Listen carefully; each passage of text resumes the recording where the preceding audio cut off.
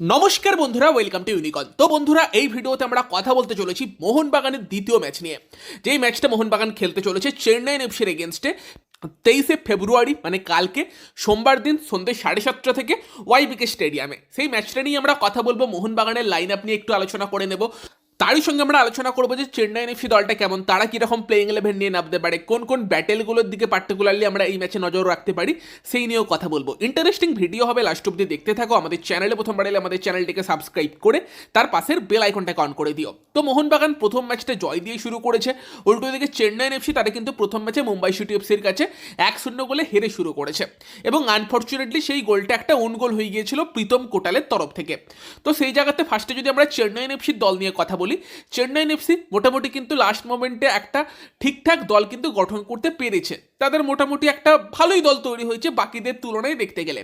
হ্যাঁ, অবভিয়াসলি মোহনবাগান বা ইস্ট বেঙ্গল তারা অন পেপার যতটা শক্তিশালী স্কোয়াড তৈরি করেছে, চেন্নাইয়ের দল অতটা শক্তিশালী না, বাট ঠিকঠাক বলতে পারি আমরা। সেখানে যদি আমরা আগের দিনের চেন্নাইয়ের লাইন আপ নিয়ে আলোচনা করি, সেখানে কিন্তু আগের দিন আমরা চেন্নাইকে দেখেছিলাম 4-3-3 টাইপের লাইন আপে কিন্তু চলে যেতে, যেখানে অবভিয়াসলি তাদের গোলে স্টার্ট করেছিল মোহাম্মদ নওয়াজ, দুজন সেন্টার ব্যাক ছিল প্রীতম কোটাল এবং তারই সঙ্গে এলসিনো, লেফট ব্যাকে স্টার্ট করেছিল মন্দার রাও দেশাই, রাইট ব্যাকে স্টার্ট করেছিল ডিলনিয়ানা, তোমার সেন্ট্রাল মিডফিল্ডে স্টার্ট করেছিল নামতে এবং তারই সঙ্গে মোহাম্মদ আলী বেমাম্মের, নম্বর 10 খেলছিল আলবার্তো নোগুয়েরা, আর আপফ্রন্টে বাঁদিকের উইং দিয়ে স্টার্ট করেছিল ইরফান ইয়াদওয়াত, ডান দিক দিয়ে কিছুটা খেলছিল ইমরান খান এবং স্ট্রাইকার স্টার্ট করেছিল ইনিগো মার্টিন।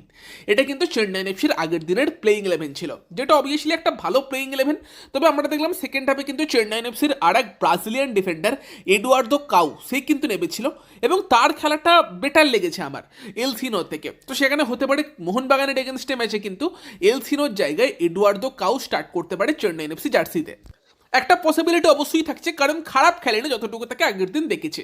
আবার হতে পারে এলসিনো এবং প্রীতম কোটাল সেই জুটির সঙ্গেই চেন্নাই শুরু করলো, নাকি মোহনবাগানের ম্যাচের কথা মাথায় রেখে তারা দুটো ফরেন সেন্টার ব্যাক নিয়ে স্টার্ট করবে, সেটাও দেখার একটা ইন্টারেস্টিং বিষয় হতে পারে। দুটো সেন্টার ব্যাক ফরেন স্টার্ট করলে সেখানে হয়তো তারা আপফ্রন্টে ইনিগো মার্টিনকে স্ট্রাইকার না খেলিয়ে সেখানে ইরফান ইয়াদওয়াতকে স্ট্রাইকার করে দিয়ে গুরকিরত সিংয়ের সঙ্গেও স্টার্ট করতে পারে। আগের দিন অ্যাকচুয়ালি ইনিগো মার্টিন চেষ্টা তো করছিল, বাট অতটা ইফেক্টিভ কিন্তু হতে পারেনি।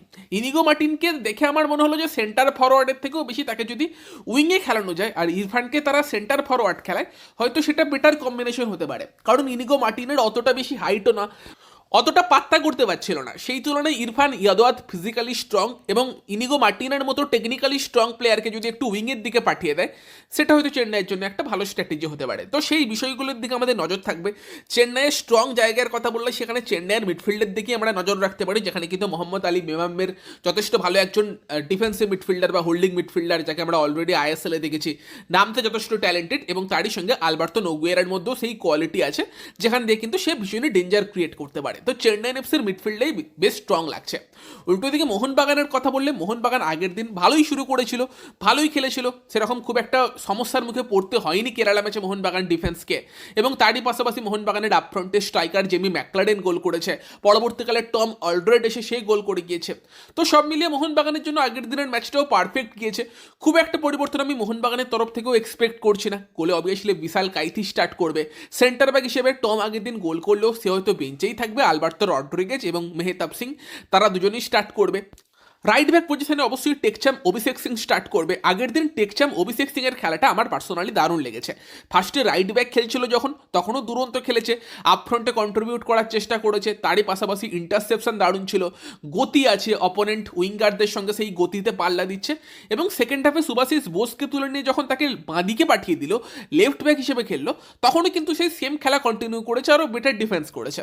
সেই জায়গাতে টেকচাম অভিষেক সিং এই ফ্লেক্সিবিলিটিটা কোচকে দেবে যে দুটো সাইড ব্যাকেই খেলতে পারে কোয়ালিটি প্লেয়ার, লোবেরা স্ট্র্যাটেজিতে পারফেক্ট শ্যুট করবে কিন্তু এই টেকচাম অভিষেক সিং এর মতো একটা প্লেয়ার। সেখানে এই ম্যাচেও আশা করছি টেকচাম অভিষেক সিংই রাইট ব্যাকে স্টার্ট করবে, লেফট ব্যাকে সুভাশিস বোস স্টার্ট করবে।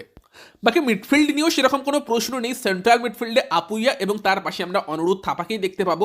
আপুইয়ার রোলটা আবারও এই ম্যাচে গুরুত্বপূর্ণ হতে চলেছে, যেহেতু উল্টো দিকে চেন্নাইয়ের মিডফিল্ডেই ভালো, সেখানে আলবার্তো নোগুয়েরার মতো একটা প্লেয়ারের সঙ্গে আমরা আপুইয়ার একটা ভালো লড়াই কিন্তু দেখতে পেতে পারি।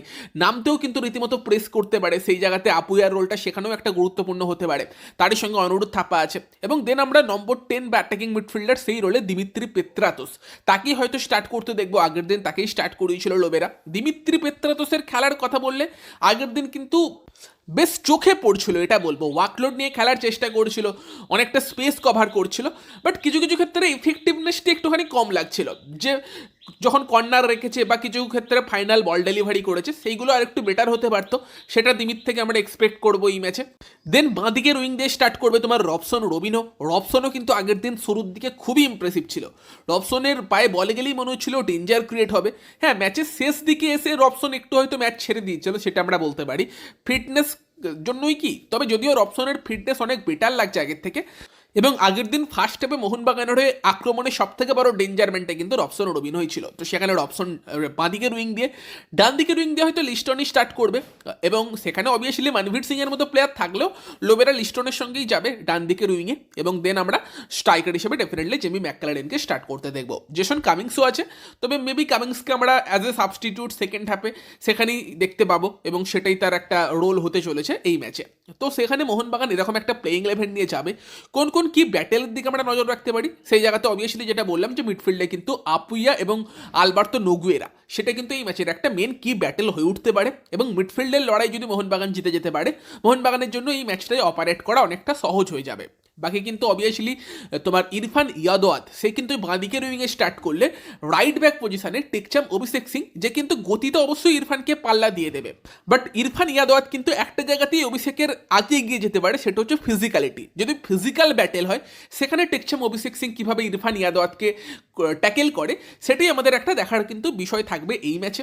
বাকি অবভিয়াসলি তোমার জেমি ম্যাকক্লারেন ভার্সেস তোমার দুই ফরেন সেন্টার ব্যাক স্টার্ট করলে চেন্নাই টিমে, তাদের সঙ্গে লড়াই, বা যাই স্টার্ট করবে প্রীতম কোটালের সঙ্গে এলসিনো বা এডুয়ার্দো কাউ, সেটাও একটা ভালো লড়াই কিন্তু হতে পারে। আগের দিন আমার মনে হলো জেমি ম্যাকক্লারেনকে মোহনবাগান আরেকটু বল বেশি খেলাতে পারতো। ম্যাকক্লারেন সবসময় ছটফট করছিল, তো চাইবো যে ম্যাকক্লারেন যেন আরেকটু বেশি ম্যাচে ইনভলভ হতে পারে, আরও বেশি যেন বলের সাপ্লাই পায়, সেটাই এই ম্যাচে দেখতে চাইবো।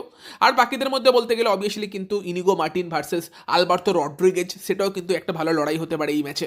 ইভেন তোমার চেন্নাই এফসির ডান দিকে কিন্তু রবসন রবিনো ভার্সেস ডিল লিয়ানা, সেই লড়াইটাও কিন্তু আমরা এই ম্যাচে এনজয় করতে পারি। তো বেশ কিছু ভালো ব্যাটেল আমরা এই ম্যাচে দেখতে পারি, ভালো লড়াই আছে।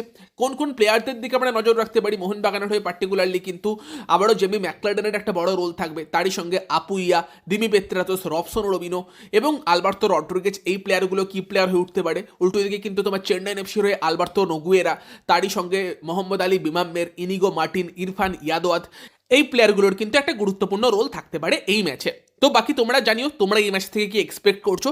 আমি তো এক্সপেক্ট করছি মোহনবাগান আরও একটা জয় তুলতে চলেছে এই ম্যাচে, 2-0 বা 3-1 এই টাইপের একটা স্কোর লাইন হতে পারে। তোমাদের কি প্রেডিকশন কমেন্টে জানিও। ভিডিওটা ভালো লাগলে ভিডিওটাকে লাইক করে দিও, শেয়ার করে দিও। আমাদের চ্যানেলে প্রথমবার এলে আমাদের চ্যানেলটিকে সাবস্ক্রাইব করে তার পাশের বেল আইকনটাকে অন করে দিও। তো চলো গাইস, এই ভিডিওতে এই পর্যন্তই। Bye bye.